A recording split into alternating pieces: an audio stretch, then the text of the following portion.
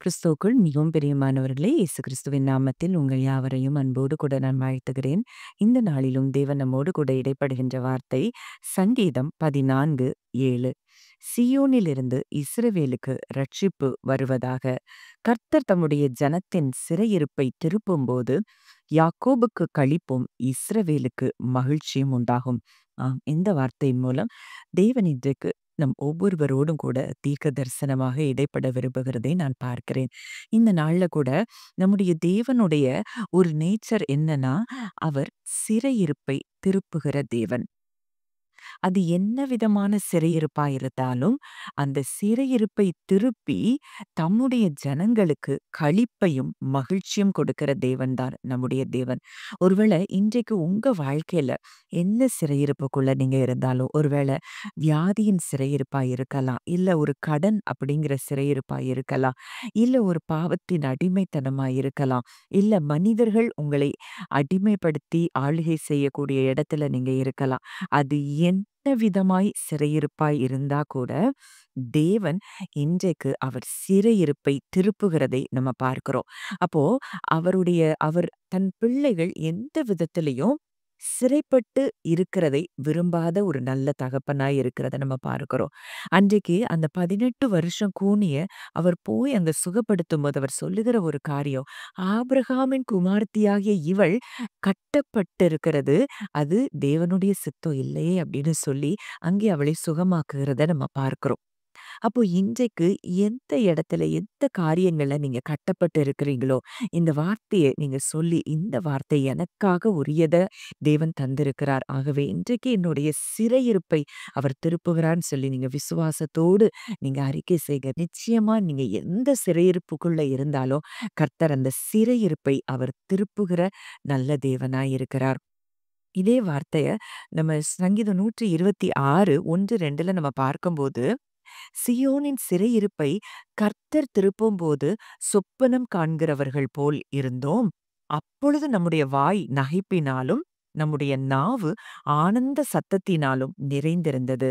அப்பொழுது கர்த்தர் இவர்களுக்கு பெரிய காரியங்களைச் செய்தார் என்று புற ஜாதிகளுக்குள்ளே சொல்லிக் கொண்டார்கள். இன்னைக்கு நம்முடைய சிறையிருப்பு அப்படி ஒரு சொப்பனம் காண்கிறது போல திருப்பப்படுகிறதை நீங்கள் காண்கிறீர்கள், காணப்போகிறீர்கள். நிச்சயமா நான் விசுவாசிக்கிறேன். தேவன் இந்த காரியங்களை நம்ம ஒவ்வொருவருடைய வாழ்க்கையிலயும் செய்து, அதாவது இது உண்மையா தான் நடக்குதா? நம்ம வாழ்க்கையில இது நடக்குதா? அப்படின்னு எண்ணி பார்க்கக்கூடிய அளவுக்கு கர்த்தர் அந்த சிறையிருப்பை அவர் மாற்றப் போகிறாராம். அப்பொழுது நம்முடைய வாய் அப்போ நம்ம வாய் எப்படி இருக்குமா? நகைப்பினாலும், ஆனந்த சத்தத்தினாலும் நிறைந்திருக்குமா? ஒருவேளை அன்றைக்கு யோசேப்புக்கு காலையில வரைக்கும் அவன் அடிமை தான். ஆனா, அந்த சிறையிருப்பு சிறைச்சாலைக்குள்ள, அங்க போத்திபார் வீட்ல எல்லா இடங்கள்ல அடிமையா அவன் வேலை செய்து, அங்க சிறையிருப்புக்குள்ள வந்த பிறகு, காலையில வரைக்கும் அவன் அடிமை. ஆனா, அந்த எந்த நேரத்துல அந்த ராஜா கிட்ட போறானோ, அந்த நொடி பொழுது அவனுக்கு என்ன உண்டாகுது? மகிழ்ச்சியும், களிப்பும் உண்டாகிறத நம்ம பார்க்கிறோம். இதுதான் நம் தேவனுடைய விருப்பமும், இயல்புமாய் இருக்கிறது. அவர் நம்ம அடிமைப்பட்டு, சிறைப்பட்டு இருக்கிறது அவருடைய விருப்பமே அல்ல, சித்தமே அல்ல. இன்னைக்கு நிச்சயமா நான் விசுவாசிக்கிறேன். நம்ம ஒவ்வொருவருடைய வாழ்க்கையிலயும் கர்த்தர் நம்முடைய சிறையிருப்பை அவர் திருப்புகிற தேவனாய் இருக்கிறார் அப்படிங்கிறத நம்ம அறிந்து விசுவாசிக்கும்போது, நம்ம நிச்சயமாய் நம்முடைய சிறையிருப்புகள் மாறுகிறதை நீங்கள் காண்பீர்கள். எரேமியா 31ஆம் அதிகாரம் 11, 13 வசனங்கள நம்ம பார்க்கும்போது, கர்த்தர் யாக்கோபை மீட்டு அவனிலும் பலத்தவனுடைய கைக்கு அவனை நீங்கலாக்கி விடுவிக்கிறார். அந்த 13ஆம் வசனம், அப்பொழுது கன்னிகைகளும் வாலிபரும் முதியோரும் கூட ஆனந்த களிப்பாய் மகிழுவார்கள். நான் அவர்கள் துக்கத்தை சந்தோஷமாக மாற்றி அவர்களை தேற்றி அவர்கள் சஞ்சலம் நீங்க அவர்களை சந்தோஷப்படுத்துவேன். இப்போ தேவன் ஒரு வாக்குத்தத்தம் மறுபடியுமா இந்த இடத்துல கொடுக்கிறார்.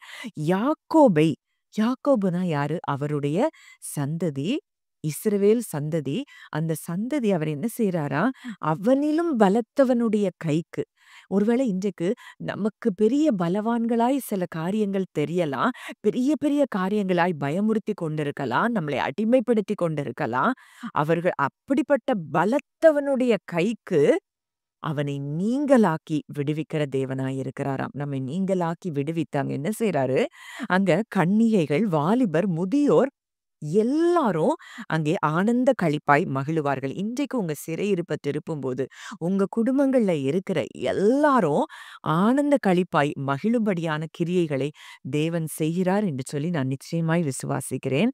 அவர்கள் துக்கத்தை அவர் என்ன செய்றாரா? சந்தோஷமாய் மாற்றுகிறாராம். நம்ம தேவன் நம்ம துக்கத்தோடு இருக்கிறது அவருக்கு விருப்பம் இல்ல. நம்ம துக்கத்தை அவர் சந்தோஷமாய் மாற்றி, நம்மை தேற்றி, நம் சஞ்சலம் நீங்க நம்மை சந்தோஷப்படுத்துகிறார் என்பதில் இந்த வார்த்தையின் மூலம் நம்ம அறிந்து கொள்ளலாம். நிச்சயமா இந்த நாட்கள்ல நம்ம ஒவ்வொருவருடைய சிறையிருப்பையும் தேவன் திருப்பி, நமக்கு களிப்பையும், மகிழ்ச்சியும் கொடுக்க வல்லமையுள்ளவராய் அவர் வெளிப்படுகிறதை நம்ம விசுவாசிப்போம். இந்த ஆசீர்வாதத்தின் வார்த்தையை நம்ம சுதந்தரித்துக் கொள்வோம். ஜெபிக்கலாம். நல்ல தகப்பனே, நன்றியோடு உம்மை துதிக்கிறோம், ஸ்தோத்திரிக்கிறோம் அப்பா. இந்த நாளிலும் எங்களோடு கூட இடைப்பட்ட உம்முடைய வார்த்தைக்காக நன்றி செலுத்துகிறோம். அப்பா, ஆண்டவரே, இதை கேட்கிற ஒவ்வொருவருடைய சிறையிருப்பையும் நீர் திருப்புகிறபடியினால் நன்றி செலுத்துகிறோம். யாக்கோபுக்கு களிப்பும் இஸ்ரவேலுக்கு மகிழ்ச்சியும் உண்டாகும்படி எல்லா விதமான சிறையிருப்புகளிலுமிருந்து உம்முடைய பிள்ளைகளை நீர் விடுவிக்கிற தயவுக்காக நன்றி செலுத்துகிறோம். கேட்கிற ஒவ்வொருவர் இந்த வார்த்தையின்படி கர்த்தர் ஆசீர்வதிக்கிறதற்காக நன்றி செலுத்துகிறோம். இயேசுவின் மூலம் கேட்கிறோம். ஜீவனுள்ள நல்ல பிதாவே, ஆமென்.